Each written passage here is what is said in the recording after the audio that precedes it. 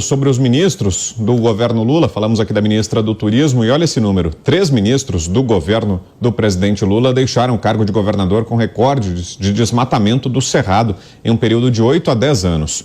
No Maranhão, administrado pelo ministro da Justiça, Flávio Dino, entre 2015 e 2022, o desmatamento do Cerrado atingiu quase 3 mil quilômetros quadrados no ano passado, segundo dados do Instituto Nacional de Pesquisas Espaciais, publicados pelo jornal Folha de São Paulo. O cálculo leva em conta o intervalo entre agosto do ano anterior e julho do ano corrente.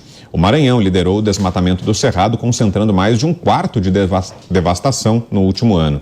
A Bahia também alcançou recorde de devastação em 10 anos. Foram desmatados 1.500 quilômetros quadrados entre agosto de 2021 e julho de 2022, um incremento de 55% em relação ao mesmo período anterior. No topo do desmatamento do Cerrado está ainda o Piauí, com 1.100 quilômetros quadrados desmatados de agosto de 2021 a julho de 2022. Diga, Zé. Pois é, quem são os donos da motosserra? São os governadores, eles que atuam, mas quem leva a fama? O presidente da República, né? Então, na gestão passada, o então presidente Jair Bolsonaro levava a fama de grande desmatador. E a gente vê que os governos estaduais é que fazem a política ambiental. Todos os governos têm ou uma secretaria do meio ambiente ou uma empresa da área exatamente de conservação ambiental, ou os dois, né? A secretaria de meio ambiente e também uma empresa na área de conservação.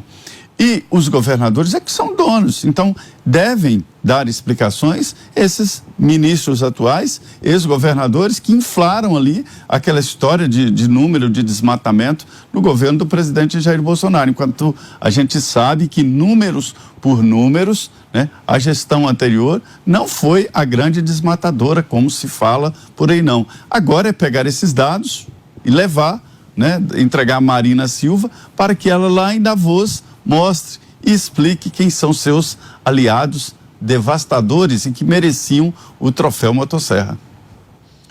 E você, Mota, que nos diz desses números? Mas o novo regime não ia salvar o planeta? Esse é um exemplo de que é muito importante que a gente pergunte: o que vale, o fato ou a narrativa? Olha, eu vou contar para vocês. Um dos livros mais importantes que eu li nas últimas semanas é um livrinho super fino que se chama As Ferramentas Perdidas da Aprendizagem. É um daqueles livros em que o prefácio é melhor do que o conteúdo principal. Vocês devem ler só pelo prefácio, que é de Gustavo Bertocci. O assunto do livro é educação. E a premissa básica do livro é que o currículo moderno das escolas, principalmente no Brasil, mas nos outros países também, ensina coisas inúteis e ensina mal. E não ensina aquelas coisas que são as mais importantes. Mas que coisas são essas que são mais importantes? Ler bem, escrever corretamente e raciocinar usando a lógica.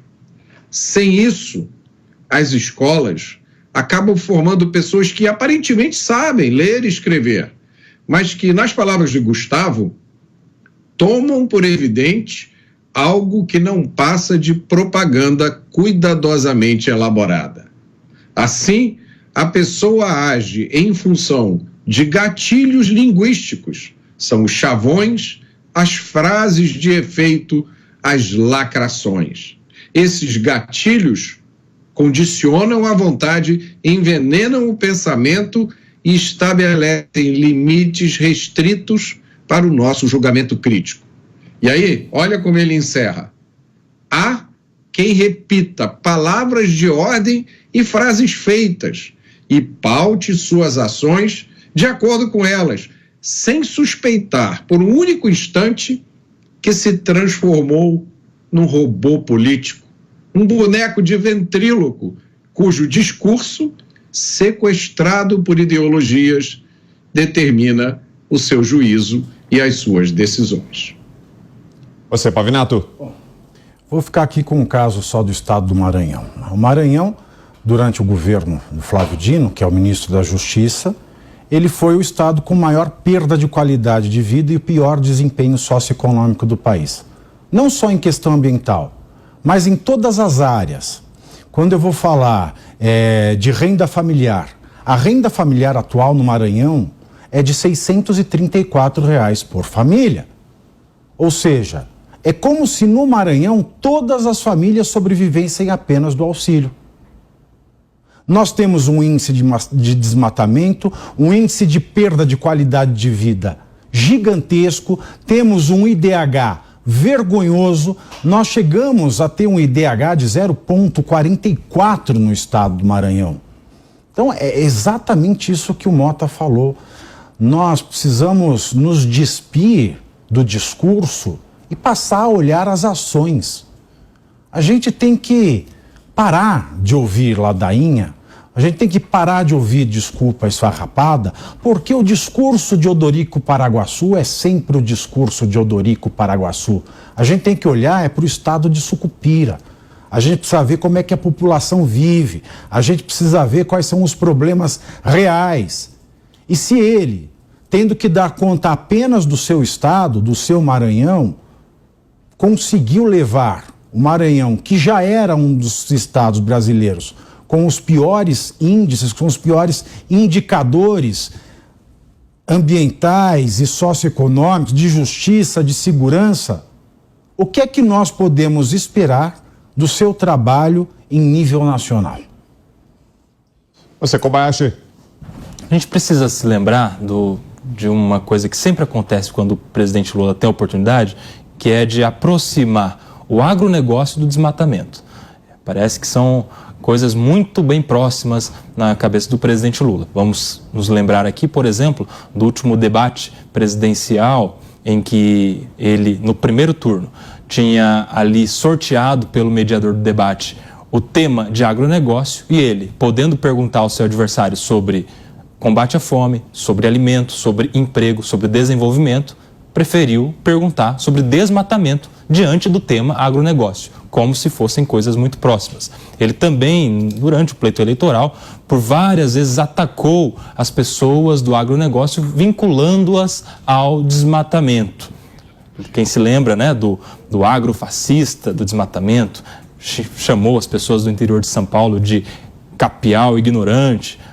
Essa é a correlação que sempre há na cabeça do presidente Lula, de agronegócio e desmatamento. Mas, curiosamente, diante destes nomes que se apresentam como ministros e ex-governadores, a gente vê de quais estados eles são, e estados recordistas em desmatamento. E aí nós vemos que são os estados do Maranhão, do Flávio Dino, da Bahia, do Rui Costa, e do Piauí, do Wellington Dias. Seus ministros não de indicação política, mas ministros de confiança, de primeiro escalão.